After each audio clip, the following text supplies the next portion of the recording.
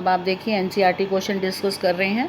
जो टॉपिक हमने कर रखे हैं उसको मैं नहीं बताऊंगी, जो ऐसा लगता है कोई क्वेश्चन है देन आई विल डिस्कस। देखिए फटाफट, आपका फर्स्ट क्वेश्चन है why are solid is it, कर रखा है। दे हैव डेफिनेट वॉल्यूम, ठीक है। क्लासीफाई करना है अमरफस और क्रिस्टलाइन को, you can do. Why is glass super cool liquid, ये भी कर रखा है। रिफ्रैक्टिव इंडेक्स जो है सेम वैल्यू है along all the direction, comment on the nature. जब सेम वैल्यू होती है तो उसे हम क्या बोलते हैं, आइसोट्रॉपी। रिफ्रैक्टिव इंडेक्स एक फिजिकल प्रॉपर्टी है, अगर इसकी सेम वैल्यू है सब डायरेक्शन में तो नेचर क्या होगा, यू विल से इट, ये क्या है, पहली बात तो सॉलिड एमरफस है और ये क्या दिखा रहा है, आइसोट्रॉपी। उसके बाद आपको डिफरेंट कैटेगरीज में इनको बांटना है, कौन आयनिक सॉलिड है, मेटालिक, और ये कर रखा है आपने। A solid a hard insulator है as well as molten state में और एक्सट्रीमली मेल्ट कर जाता है। बट टाइप ऑफ सॉलिड आप कहेंगे इट इज़ ए कोवेलेंट और network solid because it does not conduct electricity even in molten state. Solid A जो है वेरी हार्ड इलेक्ट्रिकल इंसुलेटर है, solid as well as in molten state, ठीक है ना। तो उसने कहा ए कोवेलेंट होगा या नेटवर्क सॉलिड होगा, क्योंकि ये इलेक्ट्रिसिटी को कंडक्ट नहीं करता चाहे कितनी ही मोल्टन स्टेट क्यों ना हो। ये मैं आपको करा चुकी हूँ क्वेश्चन। मैंने कहा था इंपॉर्टेंट है। Ionic solid conduct electricity in molten state but not in solid state. Why? Because ions are not free to move due to strong force of attraction in solid state, but in molten state they conduct electricity because they are free to move. What type of these are called? Metallic. Significance of lattice point. Lattice point represent one constituent particles. Lattice point किसको represent करता है, one constituent particle को, चाहे वो atom ion molecule हो। Parameters कौन है, hexagonal और मोनोक्लिनिक में डिफरेंस, फेस सेंटर्ड और एंड सेंटर में डिफरेंस। तो आपको डेफिनेशन ही देकर आनी है फेस सेंटर्ड और एंड सेंटर्ड की, ठीक। आप अपने वाला बनाएंगे जो मैंने फेस सेंटर्ड में बना रखा है, आपको इतना बड़ा डायग्राम देने की ज़रूरत नहीं है, सिंपल आप वही बनाएंगे। उसके बाद आपका क्या है, explain how much portion of atom is located at corner and body centre हम कर चुके हैं 1/8, और जो बॉडी सेंटर पे होता है वो किसी से उन्हें सेंटर में ही होता है, belongs to only one particular unit cell. Body centre पे जो एटम है वो कहाँ पर बिलोंग करता है, सिर्फ पर्टिकुलर यूनिट सेल को, इसलिए इसका फुल कॉन्ट्रीब्यूशन होगा यूनिट सेल में, किसी और को नहीं करेगा। 2 डायमेंशनल कोऑर्डिनेशन नंबर मॉलिक्यूल का स्क्वायर क्लोज पैकेट में क्या होता है, 4।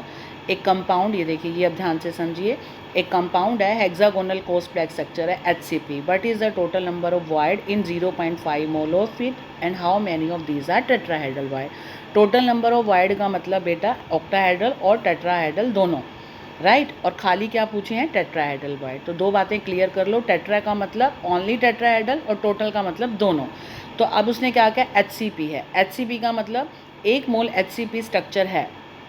अगर 1 मोल HCP स्ट्रक्चर है तो उसके अंदर 1 मोल ऑक्टाहेड्रल वाइड ही होंगे, और टेट्राहेड्रल कितने होंगे, 2 मोल। अभी हमने पढ़ा ना डबल होते हैं, तो उसने कहा टोटल नंबर ऑफ वाइड 0.5 मोल में कितने होंगे। हमें तो पहले पता होना चाहिए 1 मोल में, 1 मोल में है 1 मोल ऑक्टाहेड्रल और 2 मोल टेट्राहेड्रल।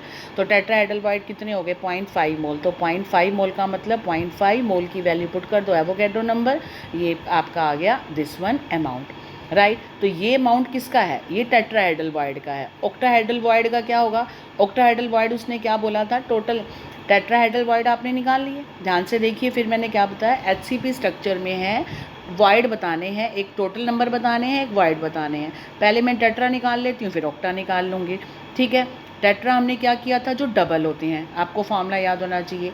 टेट्रा क्या है, जो डबल है, ऑक्टा क्या है, जो सेम है, n है।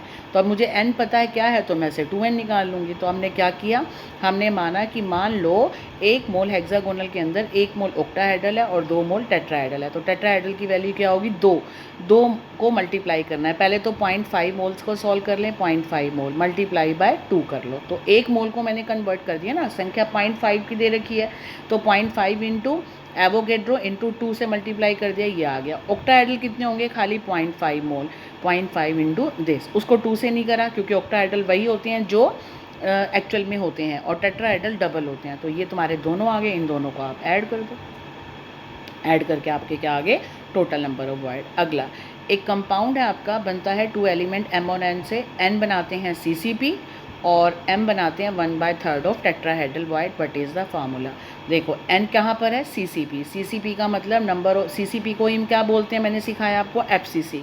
FCC में कॉन्ट्रीब्यूशन नंबर ऑफ एटम्स कितने होते हैं, 1।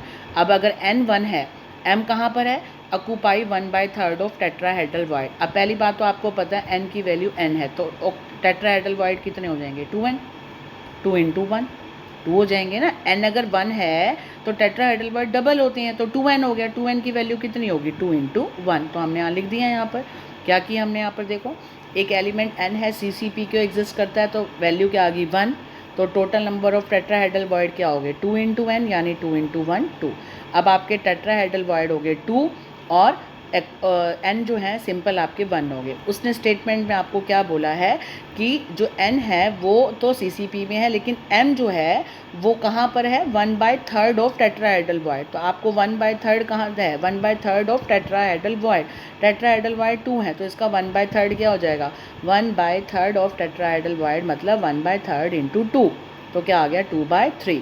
तो m की वैल्यू आ गई 2/3, n की वैल्यू आ गई 1। रेशो निकाल लो 2/3 = 1।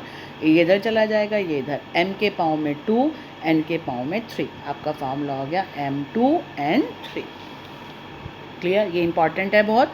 इस टाइप के न्यूमेरिकल आपको बिल्कुल करने हैं। कोई कंपाउंड 2 एलिमेंट m और n से बनता है तो आपको बता दिया n CCP है मतलब FCC है। अगर n की वैल्यू निकाल ली तो ऑक्टाहेड्रल वॉइड कितने होंगे n, और टेट्राहेड्रल वॉइड क्या होंगे 2n, और 2n का मतलब n 1 है तो 2 × 1 2। अब ये तो हो गया आपका टेट्राहेड्रल वॉइड, और ऑक्टाहेड्रल कितने बताए हैं 1/3 ऑफ दिस। तो अब आपने टेट्राहेड्रल वॉइड बताया 1/3 ऑफ किसके m पे, m की वैल्यू आप निकाल लो 2 × 1/3, बस आ गया आपका, राइट। क्लियर हो गया, 1/3 ऑफ 2 2/3, रेशो निकाल ली, फार्मूला हो गया M2n3। उसके बाद अगला क्वेश्चन है कौन सा जो लैटिस है हाईएस्ट पैकिंग एफिशिएंसी है, आप कर चुके हैं। एक मोलर मास है, क्यूबिक सेल है, डेंसिटी है, नेचर ऑफ यूनिट सेल आपको निकालना आ गया, Z निकालना होता है, करा चुकी। कौन सा डिफेक्ट आता है, ये सॉलिड को हीट करते हैं, कर चुके हैं। ZNS AgBr कौन से दिखाते हैं।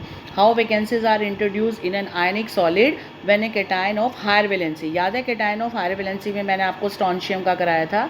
स्ट्रोंशियम को सोडियम के घर में घुसा दो तो हायर चार्ज वाला तो उसकी जगह आ जाता है, तो ये कैटायन को इम्प्योरिटी डिफेक्ट है, राइट। जब हम कैटायन हायर वैलेंसी का ऐड करते हैं तो कौन सा डिफेक्ट क्रिएट हो जाता है, इम्प्योरिटी डिफेक्ट। आपको यही का ये देना है, हायर वैलेंसी का ऐड करते हैं इम्प्योरिटी डिफेक्ट आ जाता है। उसके बाद NaCl में एग्जांपल दे दिया। Ionic solid which have an ionic vacancy due to metal excess defect develop colour. आगे वही बात, explain with the help of example. Colour किसकी वजह से डिवेलप होता है, एब्सेंटर, याद है, एनायन की वैकेंसी में आ जाता है। तो when ionic solid is heated with metal vapours, metal atom get deposited on surface.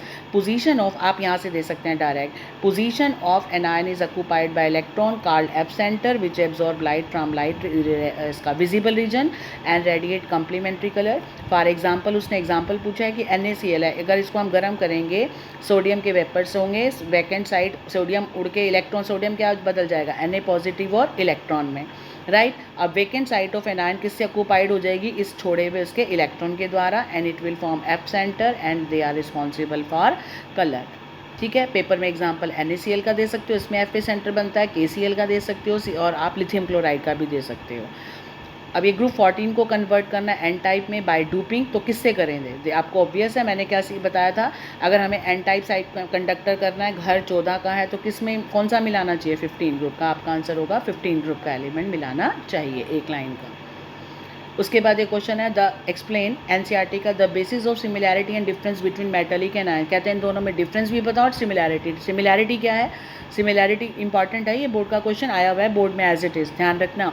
Metallic solid में पॉजिटिव चार्ज कर्नल्स होते हैं और वैलेंस इलेक्ट्रॉन होते हैं।